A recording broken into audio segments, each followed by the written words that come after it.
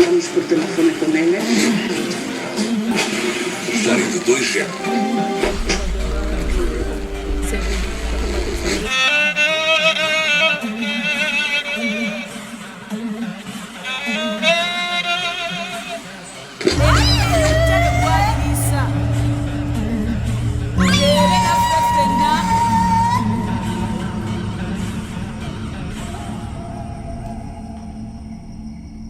I am, and in many ways have always been, an immigrant. I may owe my existence to colonialism, but I was the first post-colonial child in my family, the first one to be born Angolan. As civil war struck, my parents and I fled to Portugal. I guess technically we were refugees, but the former motherland never labeled us as such. We were instead returning. The sense that I'd come from somewhere else was not just ingrained in my identity, but also something life would never allow me to forget. I moved to England at a time in history when doing so was essentially moving from one area of the European Union to another. I have now lived here longer than where I was raised, that place where my thoughts were shaped. Life still insists on reminding me that I come from somewhere else. My name is João Paulo Simões, and this is The Matter of Migration, a podcast where voices from elsewhere discuss the here and now, never forgetting what came before, so that together or individually we can reach a better place.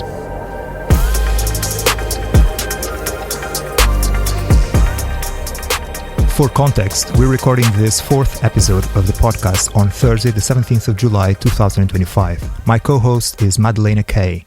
Madeleina is a British artist and activist awarded Young European of the Year 2018 and the European Charlemagne Youth Prize 2020. She has just graduated with MA Fine Art at Central St. Martin's, where she was awarded Student Rep of the Year 2024-2025. She has self-published 9 books and exhibited her work and performed at events and festivals across the UK and Europe. She is currently employed as Youth Engagement Officer for the European Movement.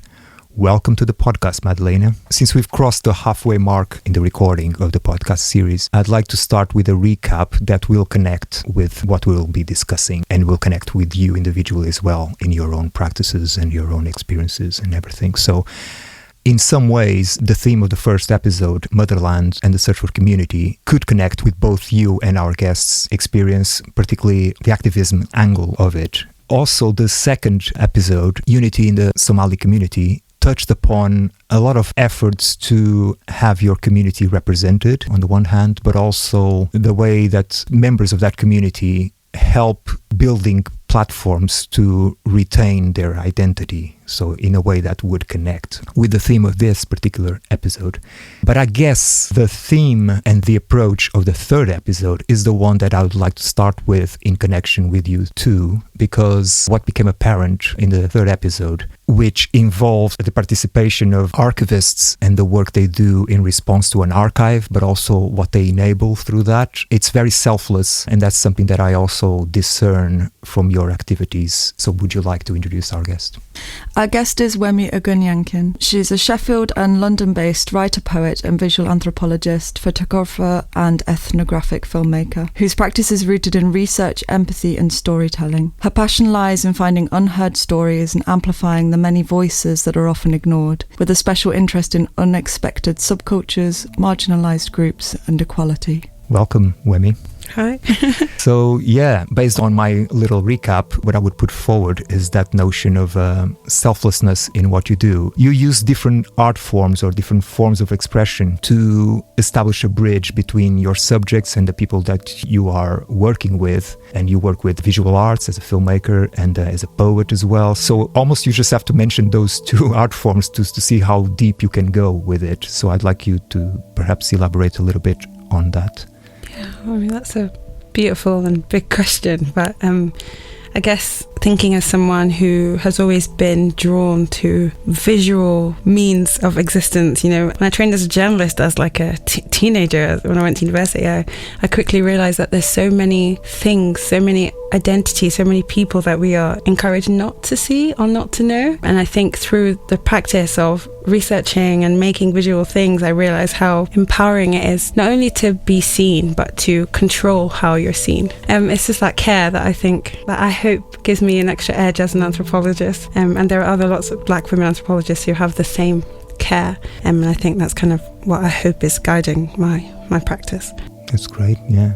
Madeleina. Well, for me, it's interesting because I started out kind of working on environmental arts projects, and it was really the Brexit referendum that kind of politicised my work. But the actual motivation for me was the spike in hate crime against refugees and migrants that was associated with the referendum campaign and result. That was the thing that really ignited in me a passion to start becoming a political activist and to start making creative work on these issues, because it completely confronted my whole experience, because I've grown up surrounded by migrants to the UK. My parents were university lecturers. They used to let out their spare rooms to their international master's students, so there was always people in the house from different countries across the world.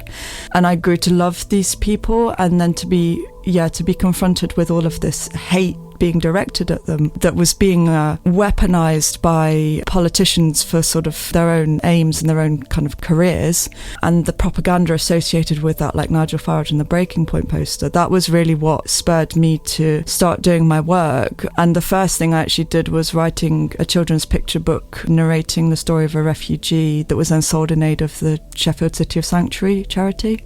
Having said that, I was quite interested about what you said about selflessness, because a lot of the criticism that I have attracted on social media, essentially trolling, has been accusing me of being a self-promoter. People saying it's all about you, you're a attention seeker, you're a narcissist, etc. A lot of that may be misogyny, but also it kind of made me reflect and think, you know what, I need to take myself out of the limelight. I was being invited all the time to speak at events and to perform at events, and I was like, I need to stop putting my narrative forwards and I need to focus on others, as you said. Regardless of whether these allegations against me were true or were misogynistic in basis, it was also an act of self-preservation for me, that I just couldn't carry on enduring that backlash. And that was when I started kind of working on portraiture and a research project engaging with migrants and people that had experience of migration or refugees, and trying to tell their stories, but through a co-creation model, so that they were guiding and leading all the time and I wasn't sort of taking their narrative from them. It was really to try and find ways to help them to express what it was that they wanted to communicate. Yeah, there's two elements to what you just said that I just like to elaborate on. One of them is that attention that you got. Often when someone young and female puts themselves, forward, that tends to be inevitable, and it's a shame that that's the case, but it's also not surprising. You were describing something that for me it's not, surprising. But the other thing as well, in terms of what you said about removing yourself, self-preservation is the reason, but the removing yourself is also something that, because the way you present yourself and the way you look, you attract attention. So the attention was being focused on you and not on the things that you were saying. But paradoxically, with this format of podcasting, that is just our voices, this is not being filmed. Could you hear my belly?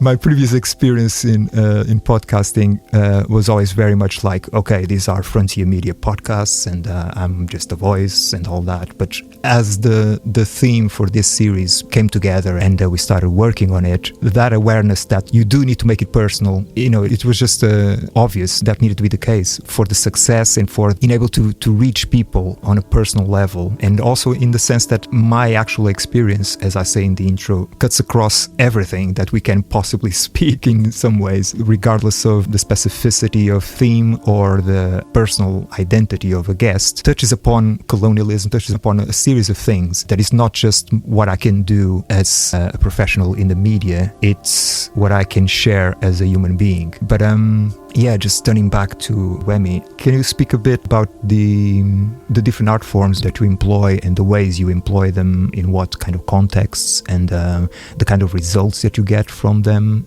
And if that was intentional in the sense that you wanted to create flexibility to your subjects so that they could respond in the way that they would feel most comfortable in?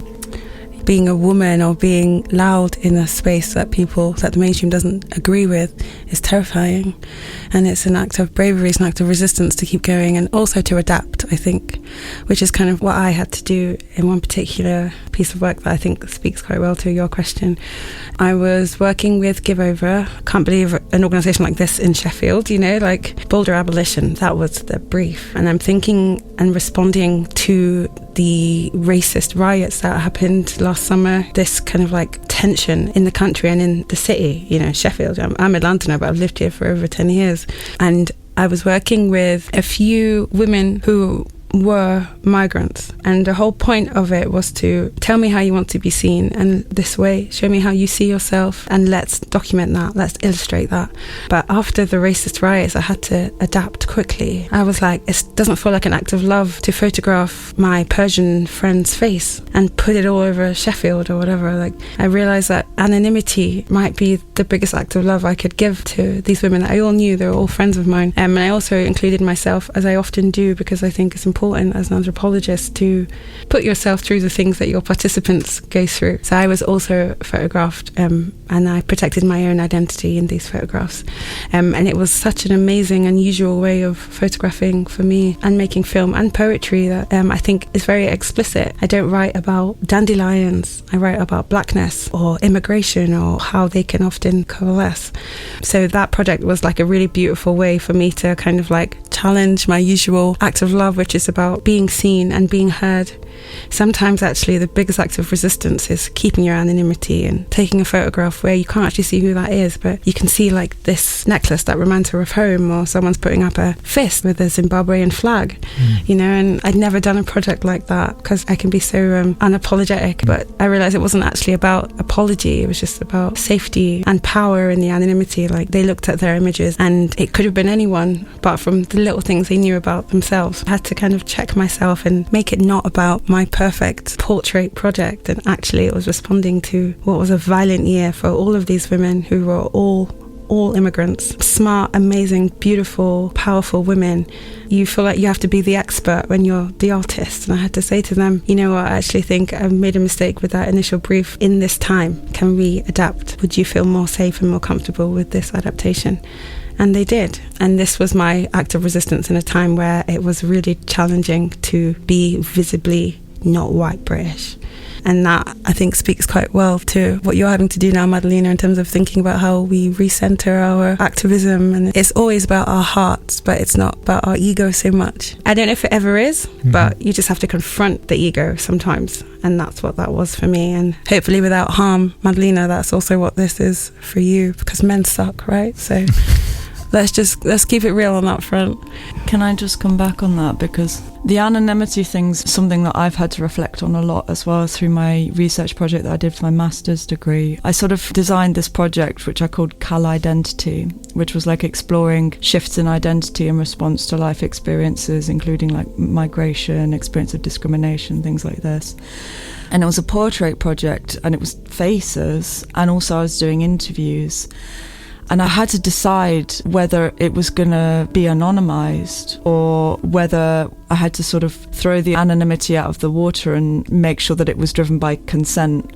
And in the end, that's what I decided to do. And I found 10 participants. I think all of them have some kind of public profile. A lot of them are artists, musicians, and they all wanted to speak out publicly on specific issues that they cared about. But because I had to be so careful with managing this issue of consent, like they had full editorial control of like everything that was published or that was used in the final exhibition. And I did lose a number of potential participants because their anonymity wouldn't be protected, and I felt really bad about that because I wasn't including their stories and their perspectives. But I think there's always this balance, and I think sometimes you have to do it one way and sometimes you have to do it the other way depending on what you're trying to achieve. But it's like a really hard balance to strike, and particularly depending on context. So halfway through this project was when the race riots happened, and it actually was at the time when I was conducting the interviews.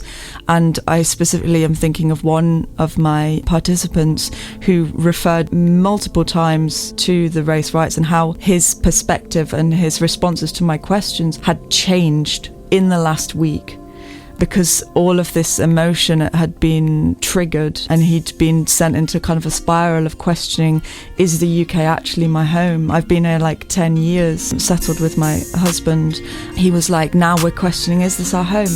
Do we feel safe here? The matter of migration has been conceived and developed alongside a physical safe space in which the public can immerse itself.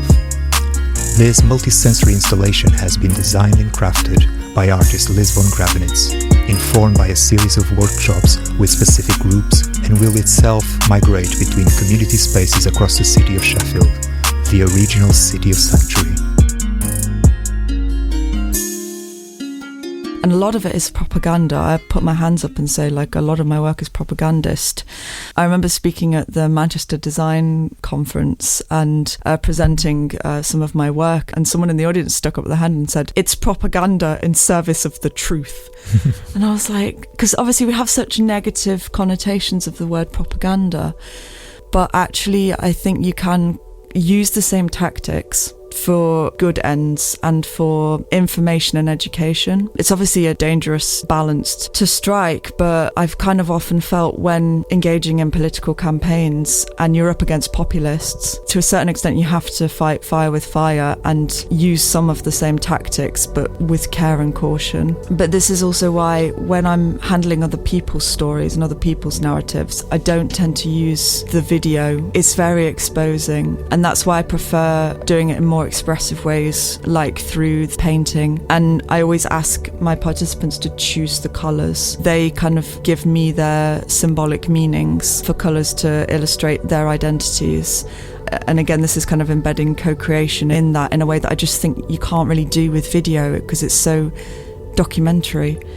And again, with text, I think it's so editable that people can really take authorship of it and ownership of what's being published and disseminated. And it can be, you know, redacted or edited at a later date if it's like a blog post or something. So I feel like that's a much more safe and cautious route to take with other people's narratives with their consent, yeah.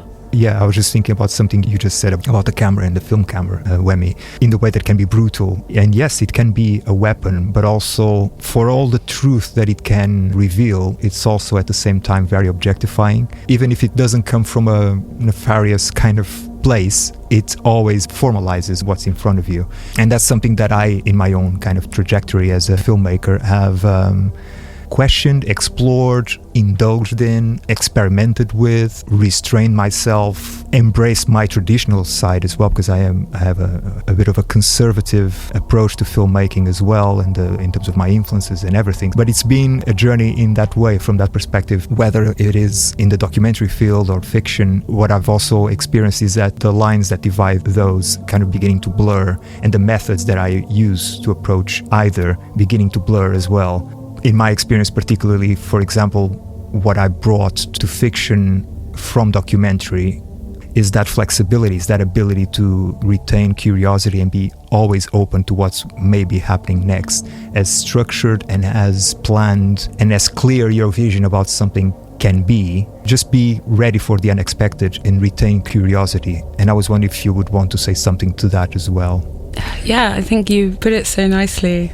I have this dream that one day I'm going to make a documentary just as a personal project. Even though I think all the films that I have been commissioned to make, they do have activist purposes, but I'm still working for the funders. I'm never really working for the people I'm filming in those contexts. Like maybe I would be able to do in the film I want to make about my life and my ancestry. And I'm thinking a lot about fiction in that, or an ethno-fiction kind of thing, where you are playing with the boundaries of reality in a way that documentary doesn't always give you permission to do. The boundaries between documentary and fiction, and going from documentary to fiction, is amazing. I love what you said about that endless curiosity. And I think if I did make a film that was maybe more my own anthropological vision, I would love to incorporate both. That's a good way to satisfy the curiosity, but also like the love. Because like we said, documentary is just so exposing. You know, in my parents' kitchen, like, Mum, can you say what you just said again for the camera? That's really, really hard and really violent. And I think moving from documentary to fiction in the way that you have, it's that idea of like keeping it progressive, not just being, like someone who has a mission, as sometimes film can be. Exactly, yeah. There's also that view that documentaries are more truthful, when in fact fiction can get to the essence of its subject matter, or to the essence of that character, of that human being that is right there in front of you, much deeper. Because a documentary is always managing at best and manipulating at worst reality. So you're always shaping it. By choosing what to include and by default what to exclude, you're already manipulating the circumstances that you are supposedly only documenting. So I've battled with that a little bit. Well, a lot in private. It's just that, just like you, all my documentaries have been commissioned. The interesting thing personally, in terms of my trajectory and my personal history, is that for some reason, they've all almost exclusively dealt with migration on some level, with asylum seekers, refugees, cultural projects promoting heritage from all sorts of places. So what I thought that I wouldn't necessarily be interested in doing, documentaries, ended up gradually becoming a reflection of my own experience. So nothing is by chance, But what about you, Madeleina? I think I have a bit of a different perspective, because none of my films have been commissioned, and actually, like, having made them mainly kind of for my own distribution on social media, because a lot of the footage I filmed initially for social media, and then I had so much footage, I thought, why not compile this into a longer video and put it on YouTube and screen it at some events and have people discussing it, and then I submitted it for awards and then got funding, like, kind of after having done it. So it was kind of like a reverse strategy. So I feel like I've had kind of complete authorships, and it's really been about, like, my narrative and sharing the message that I wanted to communicate. But I was kind of thinking about what you were saying, Wemmy, about, like, asking someone to, like, repeat what they just said. And because I've done, like, a lot of media interviews, and I've had a lot of interactions with journalists making documentaries, and sometimes they can be so annoying. I'm not even joking. They make you, like, walk down a street multiple times, and you're like, I'm so fed up of walking down this street, have you not got a good take? Like, or just repeating the same line over again. And I've seen with other people who are less confident, the more times you ask them to repeat something, the more they stutter, the more they stammer and get confused, and then can't communicate authentically what it is that they actually wanted to say, and it becomes the journalist imposing on them their message, and the journalist's always trying to push a line. So it's really not about the person that they're interviewing, it's about the message that a journalist is trying to communicate in order to get more clicks online and more views. I think there's a real art to documentary making that's actually trying to be authentic and be real, and not trying to impose a narrative, but trying to reflect on reality in a way that's, like, more accessible to different people and less propagandist. Mm-hmm. Your favourite word? Yeah. You have no idea how many books I read on that for my MA. Often when I meet people who are maybe like social scientists or educated on what that means, they're just like anthropologists, because of how violent a term it is. And I associate that violence with old school documentary, the ways that colonizers and filmmakers with them would take the camera and use it as a way to document their superiority to the people that they are invading. Essentially, it's entirely a propaganda colonial exercise. Camera work in those times by anthropologists was to, biometrics, or, thinking about head shape and brain size and all of that horrible stuff. And it's a big part of my practice to reclaim that, because I could technically say I'm an ethnographer, which I think is just a softer kind of word about connection. But I choose anthropologists still because I have to confront that violence as a black woman who has decided to become trained as one, and often has a camera in her hand too, that I'm having to hold as an act of love and care to inform the legacy of camera-ness, to change that. In 100 years, when someone's kid is thinking about anthropology, we won't just be thinking about what they were doing, like in the 20th century, and all the violence that came, especially towards the end of colonizing certain countries. There's something that someone said, maybe you, Madeleina, film in protest activist spaces. I hate that. I really, really believe that the magic of being in a protest place, anonymity is so important. Even photography as well. There's someone who got in trouble quite recently for documenting young black kids who were responding to the racist riots, responding to police violence, and you just plastered their faces on Instagram. This is what we mean intervening, but it's not an act of care. I think with film in protest spaces, it's almost always true, unless you're documenting yourself. I imagine you could do it quite well. I think turning the camera back on ourselves is such an acts of resistance. Unless you can establish proper consent, which is impossible to do in a protest, then the camera should be on you. I think there's so much extraction and showing and this hyper visibility. I think there's something about the permanence of film that can be such a violent thing to take to certain spaces. Maybe make a fiction film about the protest instead. You know, maybe do some field work and take some notes and then recreate that. I think documentary is so overrated for truth. It's important to think about what we can learn and then maybe turn into ethnofiction or memory-based film. So I'm going to ask Madeleina a question. I wonder how you navigate your anger and create art out of it, because that's something I think poetry allows me to do. Yeah, I think anger is something I really struggle with because it's like probably the main emotion that I feel really uncomfortable with, and I can't express it. You know, I'm used to political debates. I'm used to people coming up and shouting at my face. You know, I've been to protests with far-right activists there. And even on political debates, people can be very aggressive and confrontational. And my response to that is get away, just walk away. And I kind of shut down rather than being able to respond. The only way I can express it really is through protest song. Yeah, I think that's really cool and fair. Like, as a black woman, I know, like, in terms of how I document, it's very important for me to come across as chill as possible at all times. But I'm trying to challenge that, actually. There's something about a righteous anger, and an anger that doesn't end with anger, but anger can become action. I don't know if you've ever seen those memes on social media about, like, men think that women are the emotional gender because men have successfully repackaged anger as not an emotion. As a logical thing. A logical equation. Yeah. And I often encounter that in politics, that it tends to be older men and they react with anger, and that's accepted. I find much, much greater respect to people that can control it and channel it. Yeah. Sorry, we went off course. No, you didn't. You went exactly where you should have gone, really. It's just everything both of you had to say would just bring up things in my mind, and then I would carry on listening, then something new would come up. So right now I'm just juggling all these different thoughts in my mind, and I'm a guy. I can only have one thought at one time. So, yeah. I was actually wondering if I could go back to when you were talking about identity and children, because I feel like in the UK, particularly with the school system, there's been this process of academisation. Now when I'm like seeing the children come out of school and they're all wearing blazers and ties, and like there's all these stories in the news about uniform mishaps and children getting sent home for not having the school branded t-shirt because their parents couldn't afford it and then they were sent home. And I wonder if the education system is trying to control the children, control their identity, or like impose this prescribed collective identity. It's eroding these opportunities for playfulness and for individual expression and that exploration of who they are as an individual.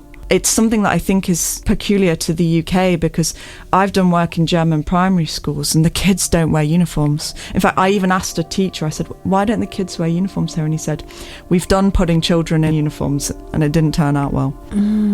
Wow. Yeah, I mean, yeah. All systems really are growing more and more tied to the government, and we haven't had a good government in this country in a long time. What they're doing, even to those little babas, those little babies, is making them perfect citizens under this oppressive, capitalist, violent, extractive society. That's what that is. Because I don't know why you'd send a 7-year-old home for not wearing the right shirt. It's like the biggest unkindness, and to the parents as well, the shame that comes with that. Like, school is becoming a mechanism just to make kids perfect adults, and the idea of perfection isn't like how maybe you and I would think of perfection, like radical, questioning, curious.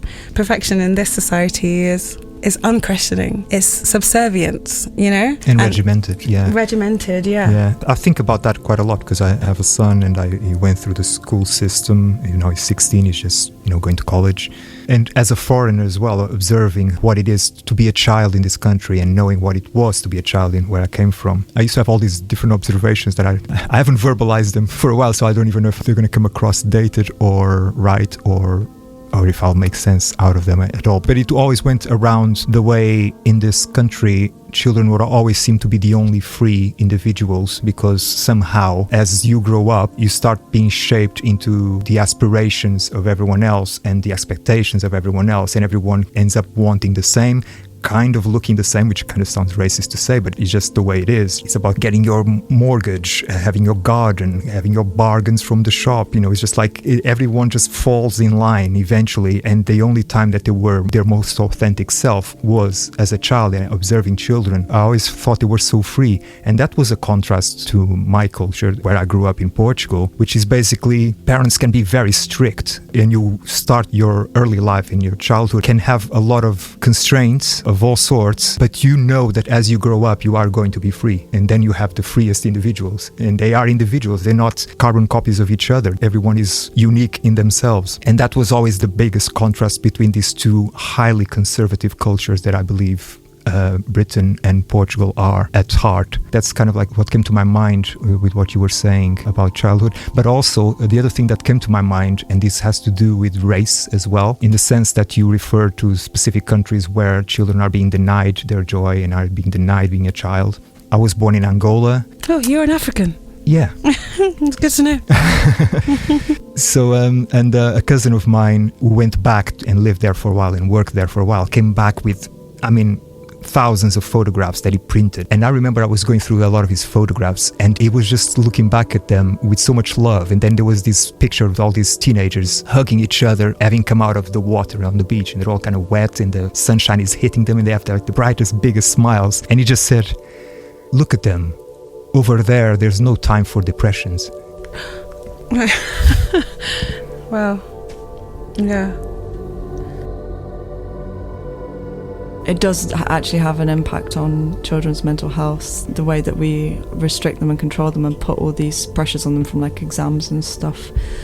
And I feel like we've imposed all these exams and this pressure earlier and earlier and earlier and earlier, and I think it does impact on development and does lead to the mental health crisis that we currently are seeing amongst young people in this country. And the fact that all these expectations, as you've just said, about mortgage and having a family, and have been like imposed on the young people, and now the economy, the cost of living crisis has meant that they can't achieve these things. They feel like they're a constant disappointment and not fulfilling expectations and not meeting these standards that have been imposed on them. It's just not respecting their humanity. Yeah. I've worked with schools before, and I think about the schools that seem to have a high abundance of recently arrived immigrant or refugee children, and like thinking about the violence of coming from wherever you've come from. You don't always know. There were loads of kids in the sessions that I didn't get to properly meet many of them, especially the ones where English wasn't their first language. But you're thinking about what it means to be a child and also a parent, if they've recently arrived and someone's brought them here, to confront these systems that are so alienating and othering, even for white English kids, let alone little brown kids who are just like, what the hell am I doing here? How am I supposed to adhere to these standards that even kids who have been socialized their whole lives into this weird school system or culture system? You see ripples of this all over the country. It's not just schools. I think arriving is hard, but you see it so much in schools where you see them with other kids, and how harder it is for kids to adjust in the system that is so othering. How many exams can you pass? Okay, but this kid's still learning how to speak English, as are their parents, until we become the kind of country that accepts that we are one of the most, and I say we very tentatively, this country is one of the most successful empires of all time. How do we ensure that people who you stole from can arrive here? I think about that a lot. I think about those kids who were so shy and scared and quiet and creative. Thinking about nurturing that creativity, especially in little black and brown kids. Can't stop thinking about that at the moment. Maybe it's because of Palestine, maybe it's because of Congo, I don't know. Thinking so much about acts of like play and dance and music. Thinking about how we can create a world where kids of colour, immigrant kids, can access that wherever they are. As much as we're trying to push people away, that's what the racist riots revealed. People aren't happy here, and therefore, because it's obviously still a white majority country, the majority of people maybe don't know how to feel about ensuring people of colour, kids of colour, have the same access to joy. I think that falls on us. You as a white person, Madeleina, is that correct? Me as a black British person who was born here, so much privilege, it falls on us to create like the future that we want for them. I think it's also interesting to think about those children that have this experience and how it impacts them as adults as well. In my research project for my MA, I think 4 of the 10 participants had experience of migrating multiple times as children. And they specifically mentioned in their interviews like this experience of having to move from a school in one country to a school in another country, and then the discrimination and prejudice they face from the other children, as well as in one instance the teacher as well, making comments about the individual's skin colour and kind of joining in with the mockery of the class. And it profoundly impacts them for the rest of their life. And I think they all came up with strategies to cope and to deal with that. And I find it kind of tragic in a way that they had to. And it has made them kind of stronger individuals who are more empathetic as a result. But we can't deny that these experiences don't impact people for the rest of their lives. And that's why it is so important, as you said, that we intervene and we make space and we make them feel included and to feel like they belong and that there is a community for them. Yeah. I find it a privilege to be talking to you two now, basically. It's almost like having the opportunity to talk to 2 secret agents, people who actually are doing something great, coming from the same place of passion and seeing what's lacking, what's not there, and what can I do so that it's there for people that most need it. It's solidarity. It's knowing lots of people don't like hearing they have privilege, but we all have different degrees of privilege. Most of us do. Anyone who's listening to a podcast probably has an extra degree of privilege compared to someone who maybe isn't listening to a podcast. It's having heart-born solidarity for the people around you. It's like, look out of your window and see what people are feeling, what people are doing. Does everyone have a home? But I would just ask for that, more solidarity, reach out. I called myself a shy guy earlier, and I'm trying to teach myself to reach out more. And I think that we could all do that so that we can pick up anyone who feels like they're being left behind and bring them with us.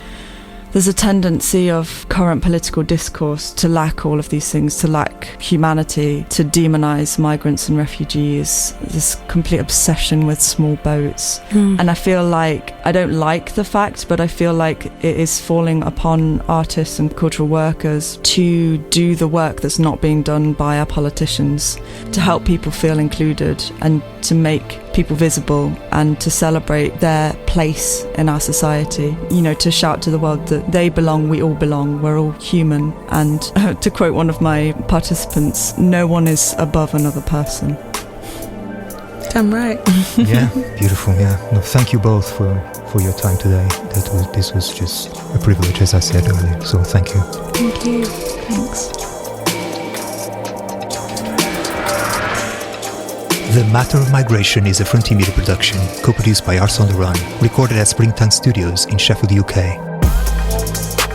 Engineered by Ricardo Lima, edited and mixed at Audio Vault Casa Premium, with sound design by myself and final mastering at Rickmore Audio Solutions. This podcast and accompanying installation have been supported using public funding by the Arts Council of England, Community Cohesion and Resilience Programme, and Sheffield Town Trust. Special thanks to Migration Matters Festival and all the community spaces that have kindly hosted the pod.